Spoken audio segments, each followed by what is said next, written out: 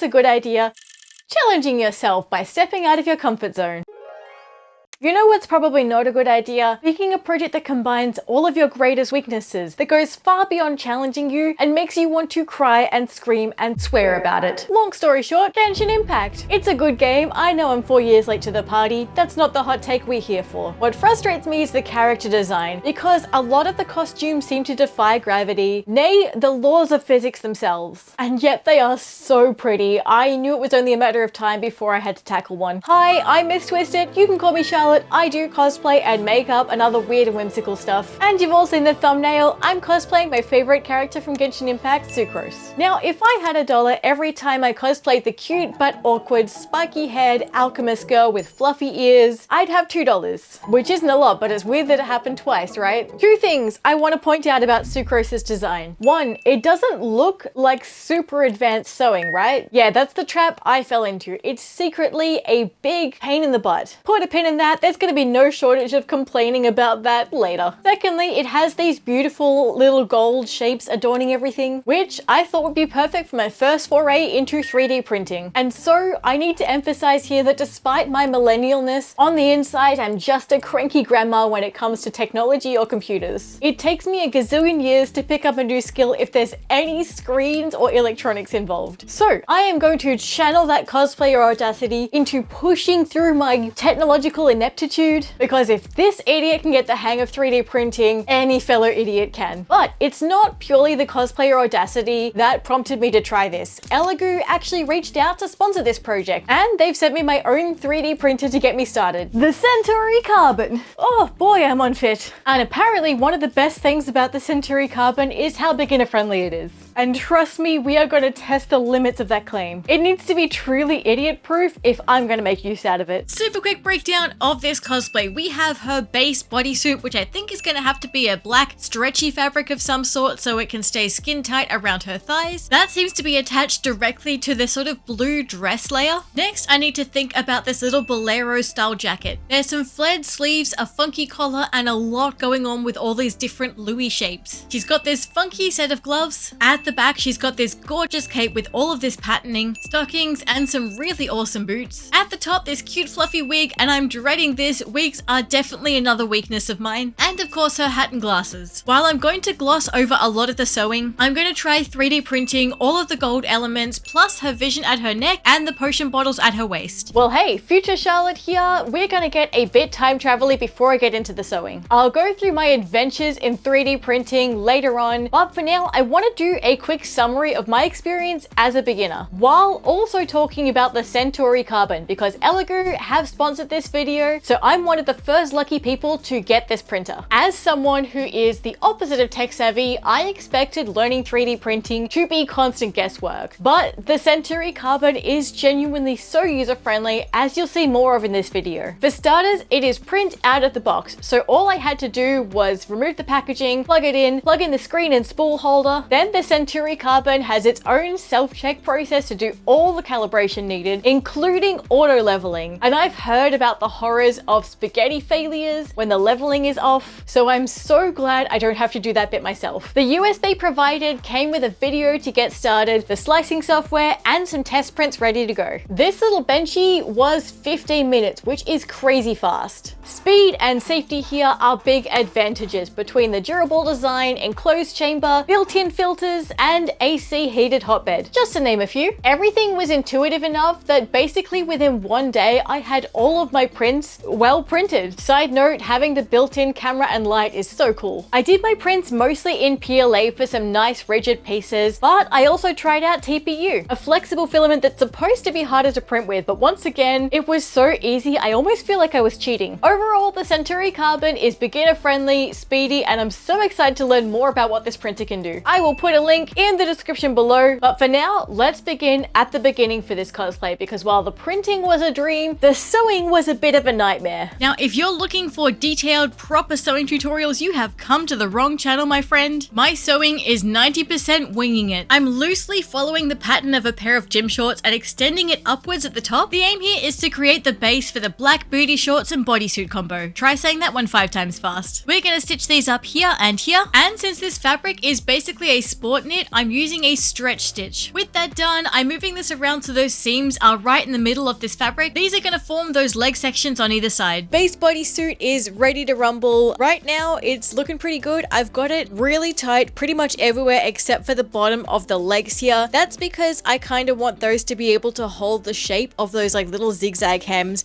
which is also why they're currently like a lot longer, because I need a bit of wiggle room to work out how I'm going to do those hems. I don't know if you can tell from the lighting, but it's actually gone dark outside. The disadvantage of going with like a trial and error approach to cosplay does mean there's gonna be a lot of trial and error before you're happy with it. So I had to take this on and off and readjust it here, pull it in here, like take it out here until I had a shape I was happy with, but I think we're there. So it's the next day, bit of a time skip. It's now 6 p.m. the next day. What have I been doing all day? Having a really bad time. I was not expecting these shorts to give me so much trouble, but the issue I'm having is it's really hard to do a zigzag hemline to the point where I've had to remake the short hemline 5 times. This is the remnants of round 1. The heat and bond and the nylon all shriveled up under the iron, even though I was using a very low heat and a pressing cloth. I don't know what I did wrong, but that was round 1. Round 2, I tried the same thing, but with stabilizer and no heat and bond and just sew it straight on. I still had the same problem where like if you try and pull on it, it warps because like zigzags are not really made to like hold their shape as they're being stretched. So it's hard to get them on stretch fabric. Round 3 was trying this sort of HTV, which is the heat transfer vinyl. All of these are really warped and we're still having this problem. Round 4, I swapped out that nylon for a non-stretch fabric, which seemed to work better, but I accidentally stitched it on the wrong way. So then when I tried to bag line it and turn it around, it was on the wrong way. And so yeah, this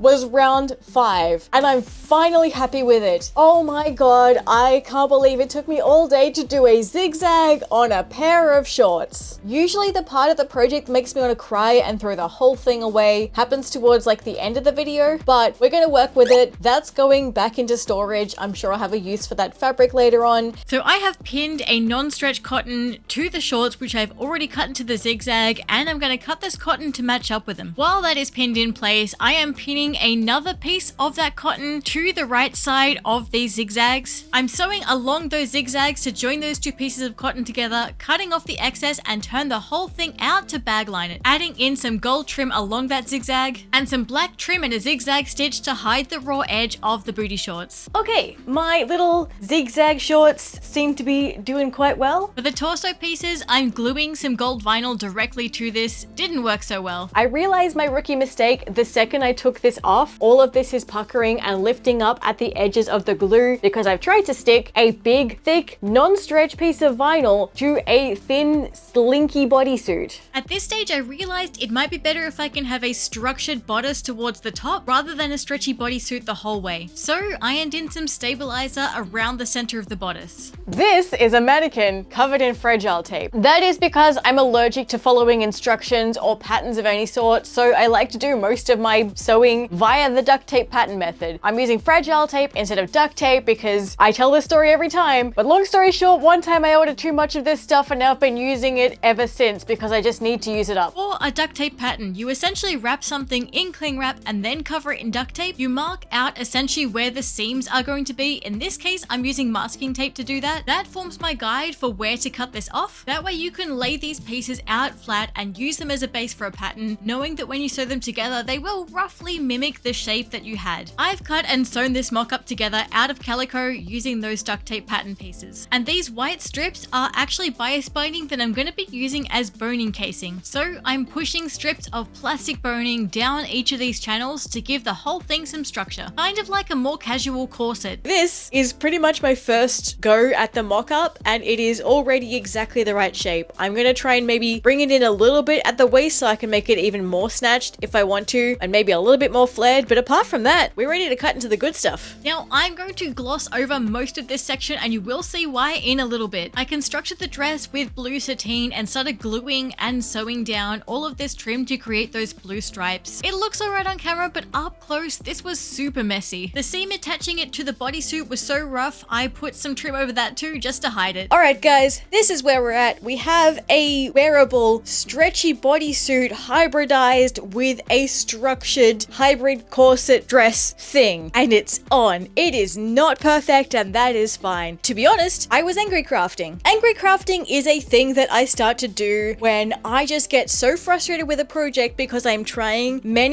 times over to get something right and it's not working for me. Just anger, frustration, and determination that is just put into the tank and transformed into energy. This is not like a nice flow state sort of crafting. This is angry crafting. And the fact that I expected to get this right, despite the fact that I am aiming to get a stretchy, skin-tight bodysuit, hybridized, that transforms into a fully structured, non-stretch bodice, and I expected to be able to do that having never done it before, that is insane. In any case, this is where we're at. It's looking good. Let's move on. And then 3 days later, I remade the whole thing again, including the base bodysuit and round 6 of the zigzag hem. Using all the lessons that I learned the first few times I made this, I have now applied stabilizer to the entire inside of the bodysuit this time, and I've bag lined the black part of the zigzag first, then I'm sewing it on directly to this sort of bronze metallic upholstery fabric. It's a more interesting texture and color than the gold I used the first time, and I don't want to rely on trim to cover up my messy sewing, rather just get it right the first time and make everything look clean and sleek. This time round, my blue panels are made of this beautiful linen cotton blend because it has an absolutely fantastic texture. And I'm making my bodice section and my skirt section 2 separate pieces since the belt is going to cover up a lot of those seams anyway. I put some grommets in the back to make this one a corset closure, along with some slightly more sturdy boning. These pieces were sewn onto my brand new bodysuit, and for my blue stripes, I'm cutting bias binding out of a metallic blue upholstery fabric, which is actually the same one I used for the zigzag hems, just in a different color. This was a lot harder than just using blue trim, but I think the end result looks a lot more polished. And now the stripes themselves could be the channels for the boning. Next was whipping up the skirt, attaching it, and bringing those blue stripes down in line with the bodice. Now, I mentioned that I'd be skipping over some of the sewing elements, and the belt and the skirt were some of those, but I regret not filming me doing those because they're actually really interesting. So I'm gonna try and explain it on the finished piece, so just pretend not to see the finished elements, okay? So the skirt section here is basically a half circle skirt where it's split down the front. This section here has a thin bit of boning in it to hold that bit steady and in line with this bit up here. For the ruffle, I actually had a scrap of this crystal organza just sitting in my craft stash for years, and I had just enough of it. I was sort of just hand ruffling it into my machine as I sewed it on and hoping for the best. The most interesting part is how it connects, because it is only sewn on one side here underneath this belt. I can't sew it all the way around, otherwise it's going to sew into that corset section at the back, and if it's too tight around that waist bit, I'm not going to be able to get this on. So this side is actually a loose piece like this, and this section here has a little press stud that fits just under this belt bit here, and all of that seam work is hidden under this belt piece. Okay, moving on to the jacket. My mannequin is once again covered with fragile tape. This stuff is getting a real workout for this project. The good news is there's not heaps to the jacket in terms of fit. It's pretty much just a little bit around the shoulders and then the sleeves. Okay, so I think that's going to be pretty much the right size and shape plus the sleeves. That means it's time for the mock-up. Okay, I've forgotten about the fact that she has it puffs out a little bit at the end. Is that a bell sleeve? I feel like bell sleeve is the right word. I can do a little bit here, but I think that means that each sleeve has to be 2 pieces so that I can have it go out here and here at the bottom. All right, you guys know by now, we don't do measurements, we just vibe. You guys should probably do measurements though. It's the correct way to do the thing. Okay, needs to be a tiny bit shorter because I want a little bit of a gap between the sleeve and where the glove's gonna be. And I think I need a little bit more room. It's a little bit tight here. I can't quite fit my massive guns. Okay, round 1 mock-up. There's definitely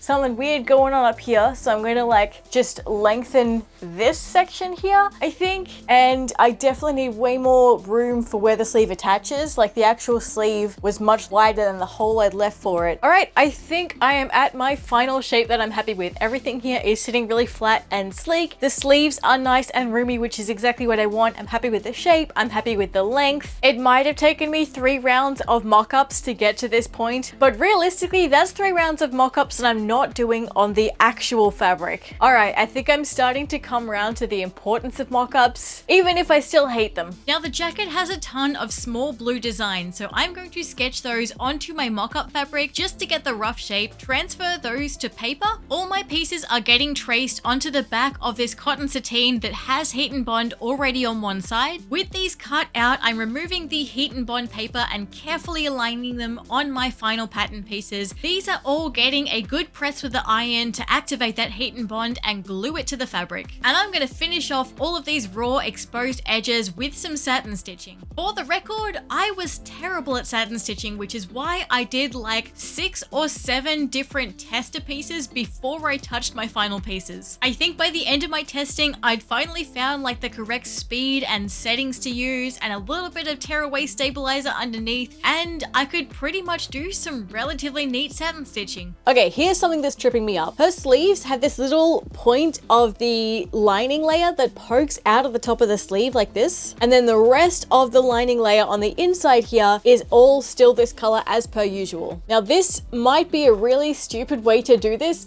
but I don't know how else to do it, so I'm just gonna go with it. My plan is to do like an entire lining layer that stitches together all along the top here, and then essentially like bag line it so it goes inside out, unstitch this area here, and then like put my little extra piece into the lining and then sew it back up. That way there is no raw edges on the inside or outside of the sleeve. Now my sleeves are done, all of the jacket pieces are sewn together and looking fantastic. I've sewn a sort of long wedge out of this black woolly fabric for that section around her neck. With that fabric glued and hand stitched down, it is onto the cape. Now this whole back section is very shapy and liney, and the probably correct way to do this would be to use like Illustrator or a projector to get that pattern exactly right. But we've well established my relationship with technology, so instead of doing things the easy way, I'm just gonna start sketching it out and muck around with the design until I reckon the dimensions are correct. Okay, there's a lot going on with the cape in terms of shapes and lines, and the pattern actually has a gradient within it, which means we have to gradient dye some fabric. Now, gradient dyeing used to be scary to me, but at this stage I've done it so many times, I'm practically an expert. Quick disclaimer, I am not an expert. But if you do want more details and experiences with gradient dyeing, check out this video about fern skirts, where I dyed about 30 meters of silk chiffon. Coincidentally, before I started this project, that was my most frustrating cosplay I'd ever made. It's now my second most frustrating cosplay I've ever made. For my gradient dyeing, I'm using that same blue cotton sateen that I used on the jacket for the applique. I need 2 large gradient dyed panels, one for each side of the cape. There's 2 sort of grey blue panels on the bottom of the cape, so I chuck some grey fabric into this blue pot as well. Now this whole piece is getting treated like one giant applique, so I've got heat and bond at the back and I'm slowly cutting out that pattern. And I've never ironed so carefully in my life. Okay, this next part is going to be just riddled with anxiety and stress for me, because basically I have to satin stitch every single edge here, and if I stuff any of that up to the point where I can't salvage it, I have to cut all new pieces and gradient dye a whole new piece as well. And impatience is like my biggest weakness, and all of this is going to be me sitting there trying not to rush the satin stitching and like fighting the urge to want to get through it quickly and push the fabric through. So thoughts and prayers, I guess. And honestly, most of the satin stitching on the cape went really smoothly. I guess at this stage, I just had a fair bit of practice with the satin stitching. I used different colored thread for the different sections of satin stitching. I think it really added some extra dimension. You guys, this is possibly the neatest thing I've ever sewn in my entire life. It's still not perfect. Like you can see there's a lot of puckering going on around here,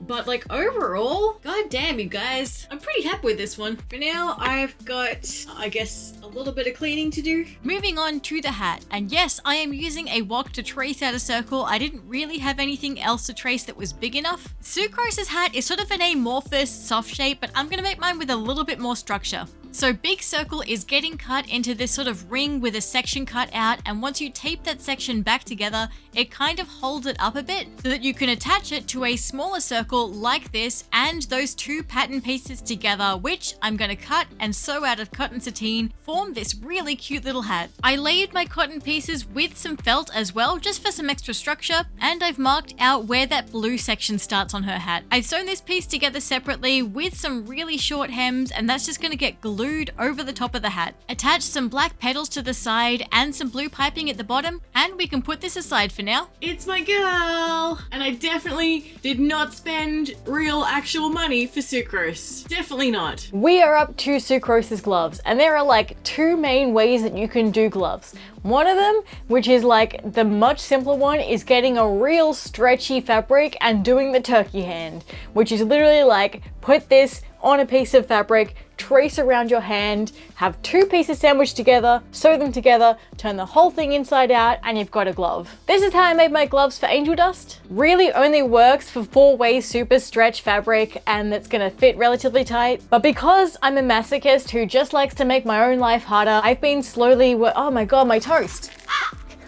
But because I'm a masochist who likes giving myself extra work for no reason, we're going to make gusseted gloves. Basically, I want my finished gloves to have an extra strip of fabric that goes like in between the fingers, and essentially that's supposed to make the whole thing fit better. I've never made gloves like this before, so I've been kind of winging it. But this is how it's gone so far. This was attempt number 1, which was basically just like eyeballing a pattern that I saw online and trying to copy it. I couldn't even get this on my hand to test it out. Round 2, added some width to the fingers, but they were too long in the end. Third round, I extended the fingers again, shortened them at the top, just redid where some of these like little in-between bits go. This was round 4, and the mock-up seemed to fit me pretty well. So now that I kind of know what I'm doing, I can actually show you guys what I'm doing. So one of the reasons why people hate sewing gloves is because it's so finicky and tiny. And right now I have to sew this piece here, little strip, which is my gusset, along this line here, and then curve back up this finger. I've come up with a solution that doesn't stop this being really annoying, but does make it at least doable. So I'm going to position this little strip here with just that tip poking outside that line. And then before I put that foot down, I have another bit of stabilizer that I'm going to put over the top. And this is just see-through enough that for me, I can see those two bits of fabric through this. With my needle in position, I can just see my own pen mark through here, and so I can sew like a couple of millimeters away from where the edge is here to sew these two pieces together. Now, if I lift this up while the needle's down, I can lift up this and I can get to this bit here because I need to curve this around that tiny little edge there without like this folding over and getting caught in the needle. And I can pull this while that paper's still in place, which is gonna kind of hold it as like flat as possible. A few stitches at a time to make my way around this curve, and we have a perfect stitch line. Tear away the stabilizer. I've managed to sew that on pretty well around that finger without like catching any extra fabric. Okay, let's do that 2 more times. 3 gussets sewn onto one side of one glove. Now we have to sew the other side of the glove down. We're essentially sewing down the same lines on the other side. This time, to manage that curve at the bottom of the finger, I'm sort of stretching the bottom piece flat and trying to lay the other piece over the top. I'd say this is harder than it looks, but I'm not even sure if you guys can entirely tell what I'm doing here. I'm also not entirely sure what I'm doing either. Taking off all of that stabilizer once more, we had a mostly functioning glove, minus the thumb piece, which was surprisingly easy compared to the rest of the hand. So I just finished sewing my glove with the thumb upside down, and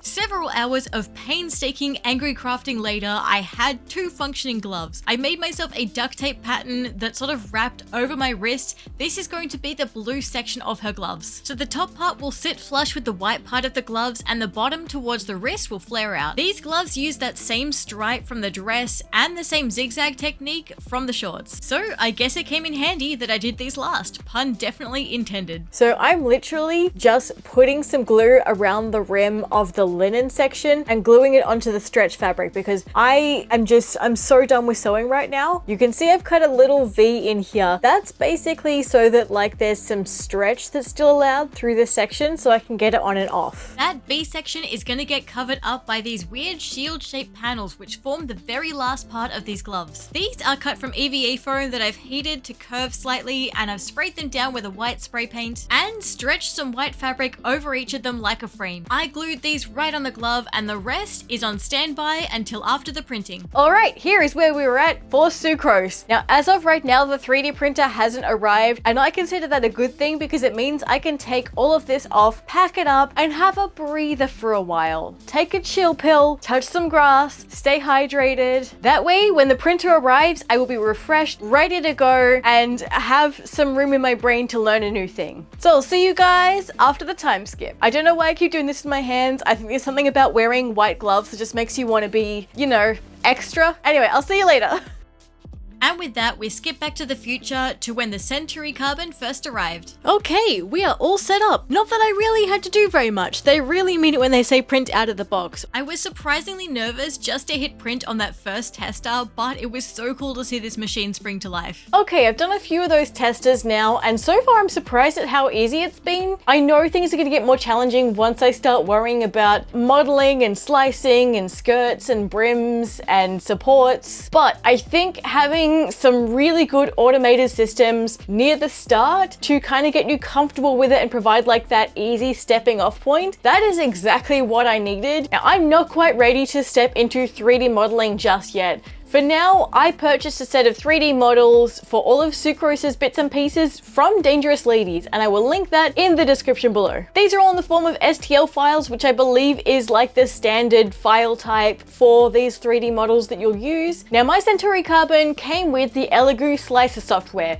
which from my newbie understanding is essentially a program that allows you to prepare the files ready for printing. If I go into import, these are all of the files that I've purchased from Dangerous Ladies. So if I open one of the Cape Stars, this is what I get. And I can hit this button up here to lay this piece flat on the bed. I realized I chose a pretty good cosplay to start my foray into 3D printing because most of Sucrose's models are kind of flat like this, which means I don't have to worry about supports. That's the sort of scaffolding stuff that holds up the floaty bits that don't have stuff underneath it. That's a terrible explanation. I'm not even sorry. Playing around in the slicer, I worked out how to change the scale and stretch or flatten my pieces. When I was ready to print, I hit slice plate up here. That essentially reads the file and prepares it for printing. This will affect things like layer height, how much gets filled in the center, and how thick the shell is on the outside. I've submitted into the slicer what printer I'm using and what filament, so a lot of the settings I don't really have to worry about. It's all loaded in for me. My first prints are being sent to the printer, and I am watching them go with bated breath. Once these were done, I took out the bed and admired my handiwork, if you can even call it that, considering how little I had to do. So these came out as well as I could possibly imagine, just like the testers. The only thing is really I need to scale it up, which I think I can do in the Elegoo Slicer. So I increased the scale on this one and stretched it out on one of those points. I also increased the layer lines, which makes for a longer print, but it does make it smoother, which means less sanding for me later on. Good morning, everyone. It is the next day. I spent pretty much dawn until dusk printing all of those files. So I have in this box in front of me pretty much everything that I need printed in that PLA filament. The Dangerous Ladies files didn't have anything for the Vision, so I did grab this one. I will put the creator of that somewhere on screen or in the description below. You do a slight modification in taking out a little backdrop frame in this. I did that directly in the Elegoo Slicer using these little negative space cutout shapes. For some of the pieces that I knew were going to have to curve a little bit, you can actually heat these up with a heat gun and just very carefully start to curve it a little bit. I have a feeling this is only really going to work well on a piece that's already quite flat. Now what I've been printing with so far is PLA, which is like a filament that's relatively rigid and easy to work with, but I'm not finished yet. What I also have is this stuff here, which is TP TPU. Essentially, it's still a filament for a 3D printer, but it is like super flexible. Luckily, this feature has a bunch of extra settings to allow you to quickly change out your filaments. As I mentioned at the start of this video, TPU is supposed to be harder to work with, but because a lot of the TPU settings are already preloaded into the slicer, that was enough to get me started on the basics. I discovered a new feature when loading in the ports. The slicing software will tell you if you're missing supports. Because this one isn't sitting directly flat against the bed, it definitely will need them. Okay, my printer is wearing away in the background doing the last of the TPU prints. In the meantime, there's a couple of last minute bits that I need to finish off Sucrose's costume. One of those is Sucrose's boots. And I found this perfect set of leather boots at an op shop recently. Right now it's the wrong color and too short, but it fits me and it's comfy, and that's the most important thing for me. So I'm wearing one and I've covered my leg in cling wrap because we're gonna make yet another duct tape pattern, except using the fragile tape again. You know the drill by now, folks. We are wrapping up my leg essentially to the top of where that boot is going to be. I'm going to create an attachment over the top of these boots that sit kind of like spats. We are cutting these especially carefully because those scissors are right next to our skin, and I'm dividing my duct tape pattern up into 3 pieces which I've traced onto some white faux leather. I really didn't want to make a boot cover that covers the entire boot, so I'm going to try and paint the base boots using a leather paint. 2 or 3 thin coats later, sponging that into all of those grooves, and honestly, the end result was pretty convincing. While the boots were drying, I was experimenting with UV resin to try and find a way to do her vision. That's the gemstone in the middle of her chest. I have a ton of these clear plastic baubles lying around, and in the end, this one was the perfect size. So it is half filled with UV resin and dye. I cut her animo symbol out of this holographic vinyl. Easier said than done, honestly. This was a pain in the butt. Those pieces go into the bauble and filled the rest up with some more resin. Once that's cured, I had this shiny piece of acetate and a little bit of cellophane just to create like a nice backing. Let's head back to the boots. I'm just gonna sew my vinyl pieces together. My weird little vinyl tube goes on like a sock. I put on the boot and then pull it down over the top just to check the fit. It just needs some very slight adjustments and we're good to go. We've got a little bit more work to do on the bottom of the boot. So these are getting painted with a black leather paint, and I'm going to use these triangular strips of EVA foam dowel that I had left over from my Vi gauntlets to create some of those lines around her heels. And that will have to do it for now because my last 9-hour TPU print is finally done. So the results of the TPU print. This is my pauldron straight off the bed, and I'm incredibly impressed. Like, for the most part, it's pretty smooth. There's a couple lumpy bits here and there. Like, there'll still be some learning curve, but for someone who didn't know what an extruder was like 3 days ago, I can't believe how user-friendly this thing is. Like, it feels almost like cheating, the fact that I've been able to do this so quickly. And of course, most of these support areas here, I can pretty much pull off without too much effort. Oh, that's so satisfying. And then I'm going to take some scissors to these end bits here. Okay, aside from taking 9 hours each to print, like, these are going to be amazing, and hopefully the fact that they're TPU means that I'm going to have a lot of flexibility. I'm gonna have to work out how I'm supposed to like paint and finish these, but that's a problem for future Charlotte. Back to the boots. I am giving myself whiplash going back and forth between different elements of this project. And this is a cutout of the original duct tape pattern of those boots that form basically a rim around the bottom of the shoe. This is going to help me cut out a piece of EVA foam that's going to form that gold rim that she has. Back to my vinyl tubes, I have hemmed the bottom of this V shape and top stitched down that center seam. I separated the panel that's going to sit on my inner leg because I realized the whole thing is going to be impossible to put on and off if it's all just one tube attached to the boot. But I hate sewing zips with the burning passion of 1,000 suns. So instead, I've opted for these weird strips of like press snaps, which in hindsight, I'm not entirely sure was easier than a zip after all. We are going to use some contact adhesive to attach these vinyl pieces to those boots finally. Respirator and ventilated area anytime you're using contact adhesive, folks. I had to replace this top bit of foam, but it does mean it's going to hide all of those raw edges where the vinyl meets the boot. These boots are getting wrapped up in frog tape and masking tape until the only part exposed is the foam, and then these are ready for painting, so let's set them aside and get all of my other gold pieces ready. Which means sanding all of those 3D 3D prints. Lots and lots and lots of sanding. I would like to retract my earlier statement about zips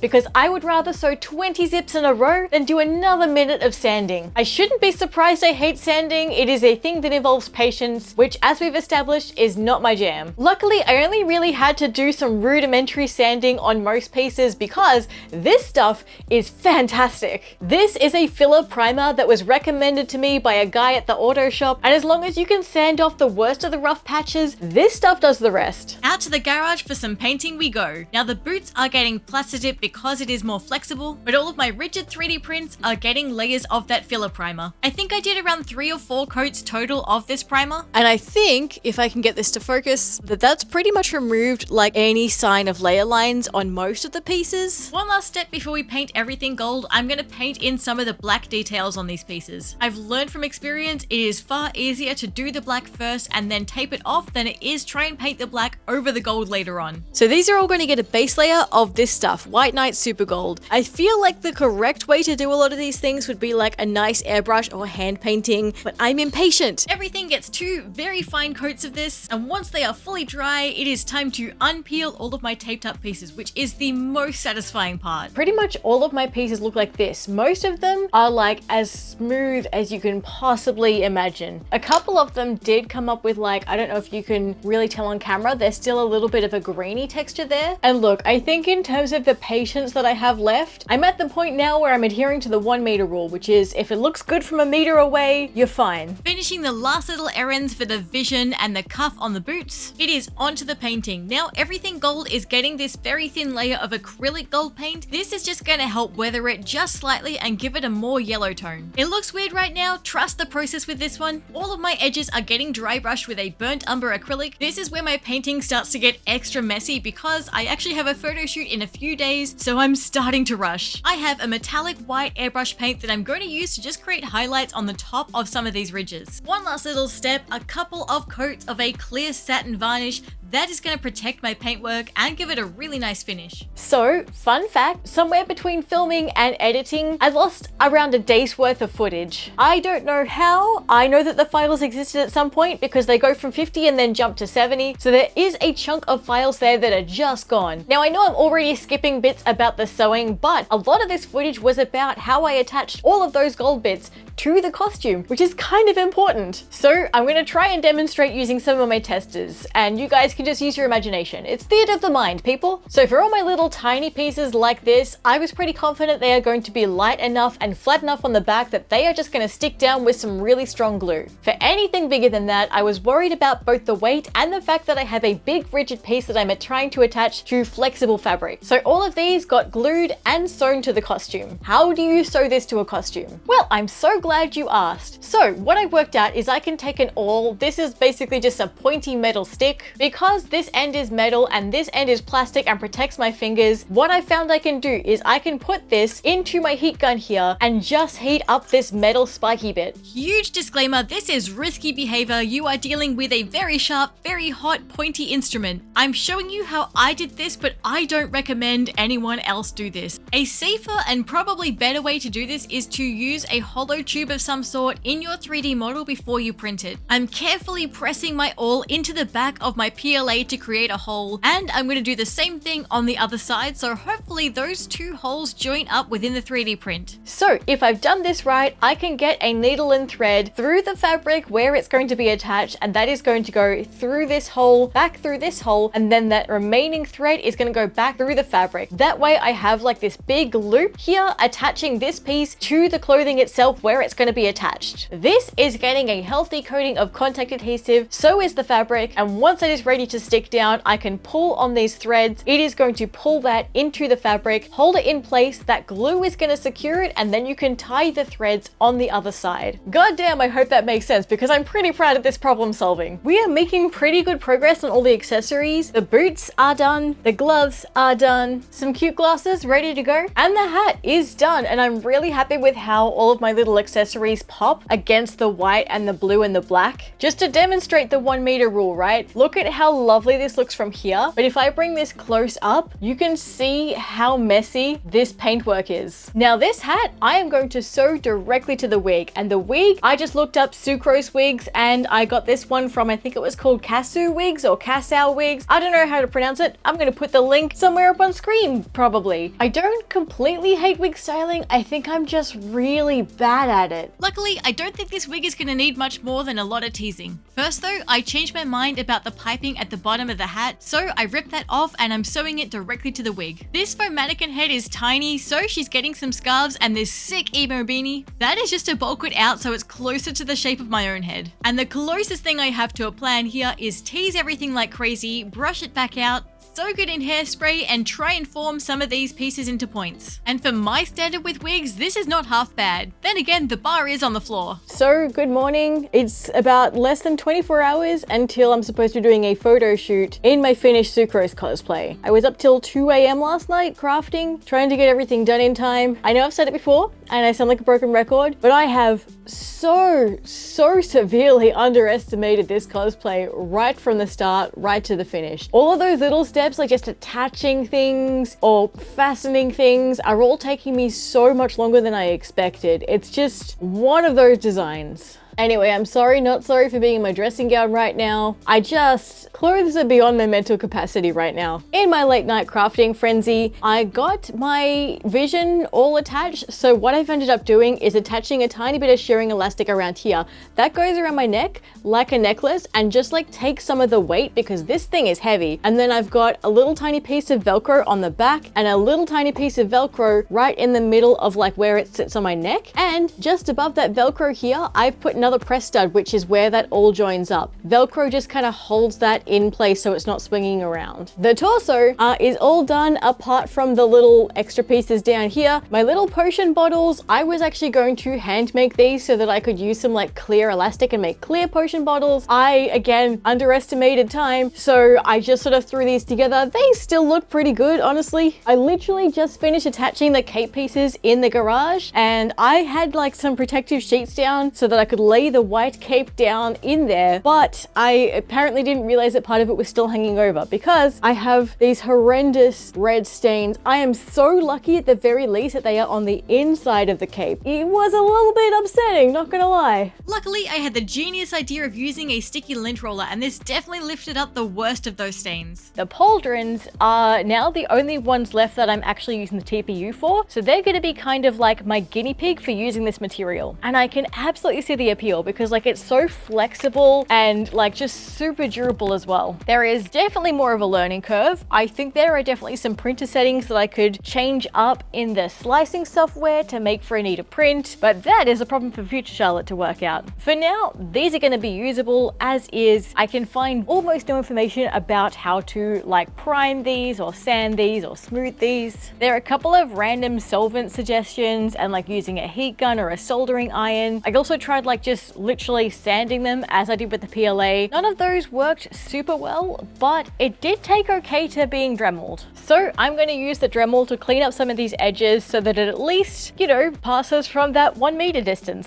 So that is why we are outside, and I'm going to have my safety glasses on and some protection over my mouth because I don't want any of the powder coming off this in my eyes or on my lungs or in my workshop. The Dremel mostly help with cleaning up the edges and getting rid of some noticeable lumps on the surface, but it doesn't leave that same smooth all over finish that a traditional sanding would. We're doing 3 layers of Plastidip and a couple of fine coats of gold. It needs some work. Up close, look, it's a bit of a dog's breakfast. It's a little bit of a mess. Honestly, I just need to learn how to get the hang of TPU, and it's not something that I can master that quickly. And I have less than, what, like 16 hours until the shoot. I do not have time to redo these. I think with the rest of the paintwork, these might be a little bit salvageable and we can chalk the rest up to battle damage. It passes the 5 meter rule, if not the 1 meter rule. Okay, it's 10 past 12 a.m. So it has taken me till now, midnight, to stop crafting. Anyway, she's ready to go. So see you tomorrow morning. The difference in mood from being worried and exhausted the night before to finally having this on and looking fabulous, I felt fantastic. We headed down to an awesome beach location with a ton of rocky and cliffy areas with Jared Burns photography. The world of Genshin Impact is huge, so all I really needed was a good outdoor location that felt like I was exploring. Despite the fact that outside of the game there is nothing practical about this outfit for wandering along beaches, scrabbling through bushes, or climbing cliffs.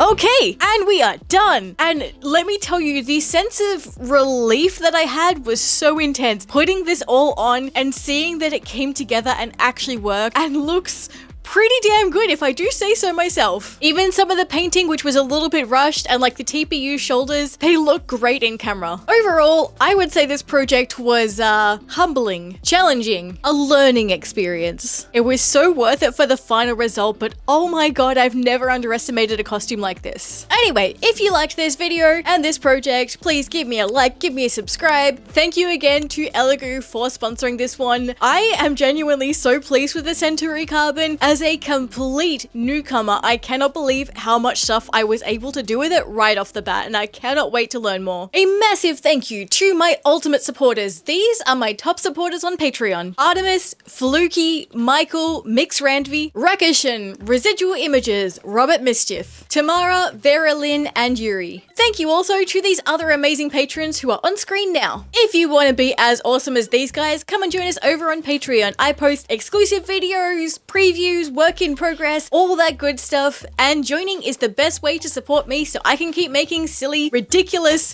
overambitious projects like this. To my Aussie convention goers, the Game Expo is coming up in March, and I am going to be a cosplay guest and judge. The details about it are probably on screen somewhere, and I'll put a link here if I remember to do that. I'm definitely going to be wearing Sucrose on one of the days of Game Expo. Anyway, thank you guys so much for watching to the end of the video. It's been a bit of a chaotic, bit of a messy video, so thank you guys for sticking through it and checking it out, and I will see you in the next one. Bye!